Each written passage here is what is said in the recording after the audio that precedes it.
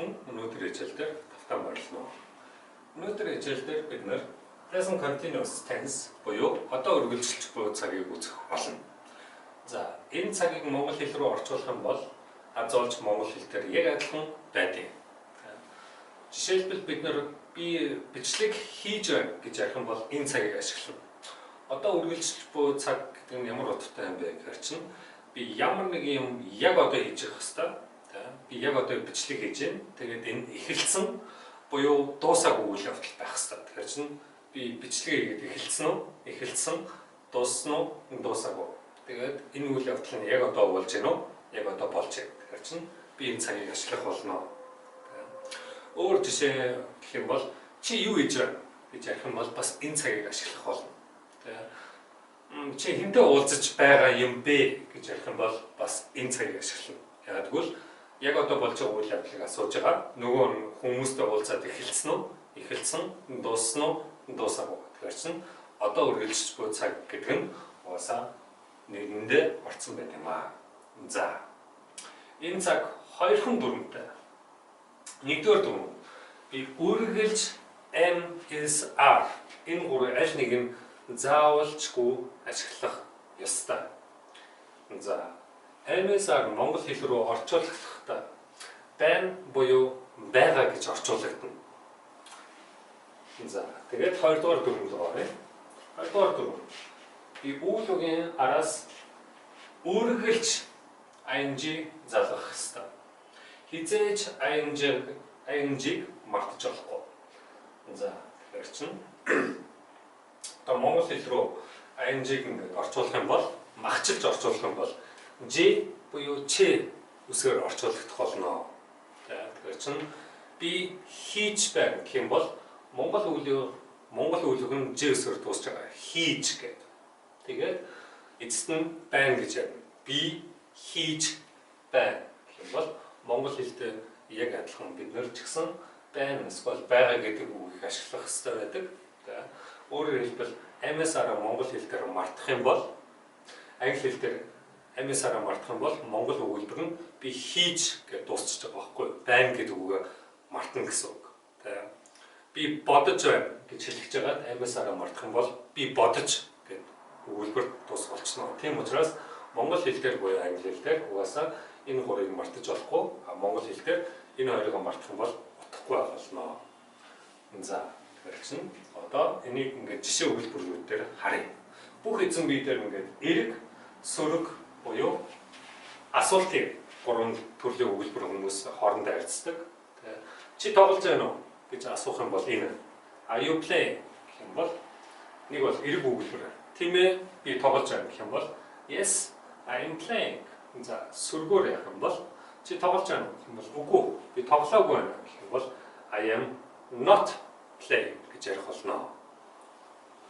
За, тэр тоглож байна уу? Одоо танаа нохоо тоглож байна уу гэх юм бол it гэж орж ирнэ. Яг тэгвэл ганцтай хүн биш юм байх юм бол it-ийг авах гэсэн.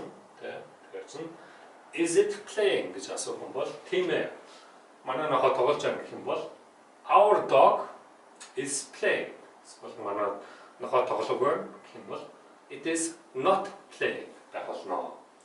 За, is he playing?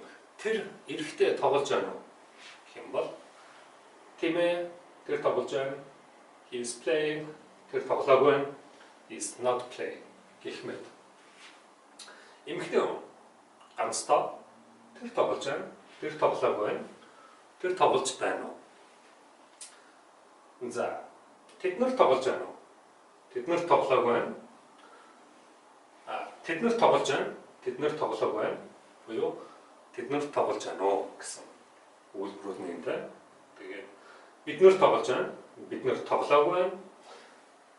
Бид нар тоглож байна уу гэсэн асуулт. Хамгийн сүүлийнх нь юу гэдэг нь чи, та нар гэсэн утгатай байх магадaltaй. Тэгэхээр чинь чи тоглож байна, эсвэл та тоглож байна, эсвэл та нар тоглож байна. Чи тоглоогүй байна, та нар тоглоогүй байна, та тоглоогүй байна. Буюу are you playing гэх юм бол чи тоглож байна уу? Та тоглож байна уу? Та нар тоглож байна гэсэн утгатай байх болно.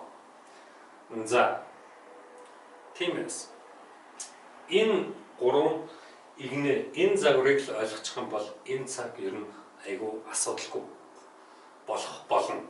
Яагаад гэвэл энэ өгүүлбэр дээр одоо энэ өгүүлбэр дээр эзэн бие үйл үг нь орсон байгаа. За бид нар нэг хамгийн ихний хичээл дээр өгүүлбэрийн бүтэц гэсэн хичээл орсон. Тэрэн дээр тэгээд эзэн бие үйл үг нь орсон байх юм бол одоо дараах үгнүүд нь дандаа эднэрийн араас орж ирнэ. Өөрөөр хэлбэл энэ өгүүлбэрийн дунд барагтаа юу ч орж ирэхгүй шүү. Энэ загвар тэр чигээр үлдэх болно. Үйл үг нь зөвхөн үйл үг нь өөрчлөгдөн. Гэхдээ ing нь бол үлдэнэ.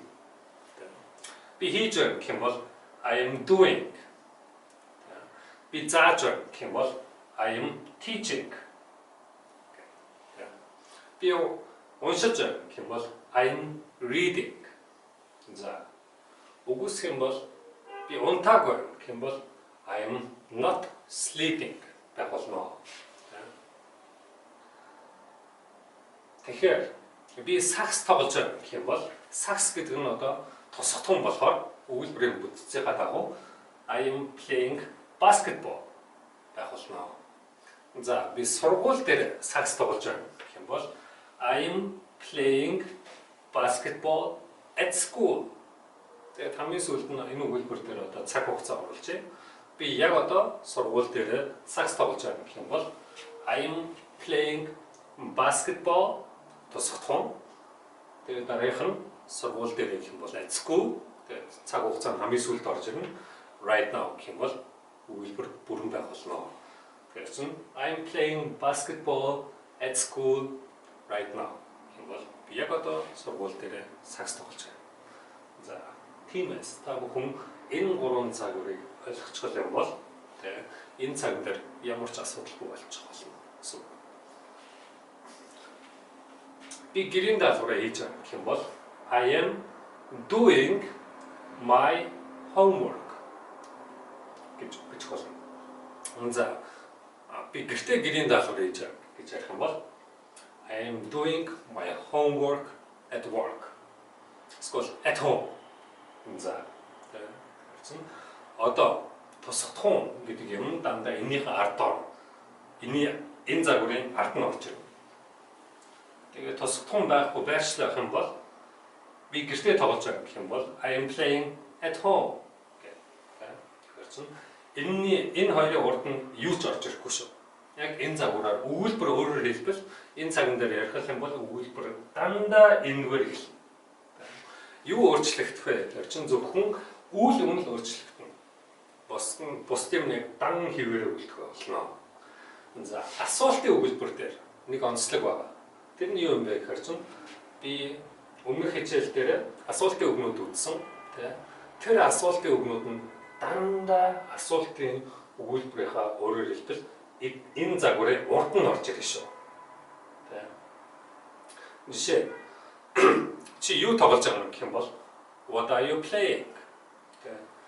Чи хаана тоглож байгаа юм гэх юм бол where are you playing?